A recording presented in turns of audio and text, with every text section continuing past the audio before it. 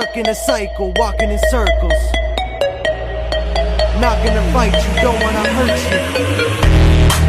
Just want you to see what you could be. Yeah. Em đêm nay ngon và căng cực. Ăn một xăng chành cùng đi ăn mực. Ăn vào căng tròn ở vùng ngang ngực. Làm anh thấy mày phải uống nó to lực. Giờ biết làm gì hè cũng nóng rồi. Rượu cũng đã uống cũng đã nhắm môi. Ký túc xá quên cũng đóng rồi. Anh tự nhiên là đau bụng lắm rồi. Anh có nhà nghỉ để ta vào. Mấy phút em biết sao nào. Đi vệ sinh thôi sẽ không kỳ đâu. Anh thề anh không làm gì đâu. Anh có gì anh chỉ ôm thôi.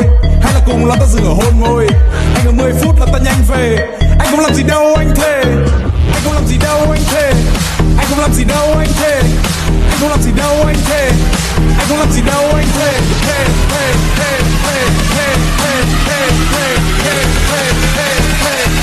Anh không làm gì đâu anh thề. Anh thề. Anh thề. Anh thề. Anh không làm gì đâu anh thề.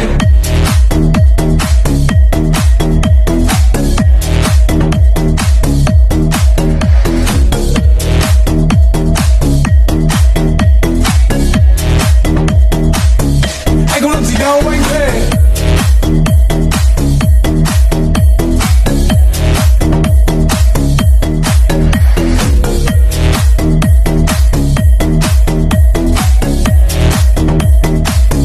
Anh không làm gì đâu anh thề.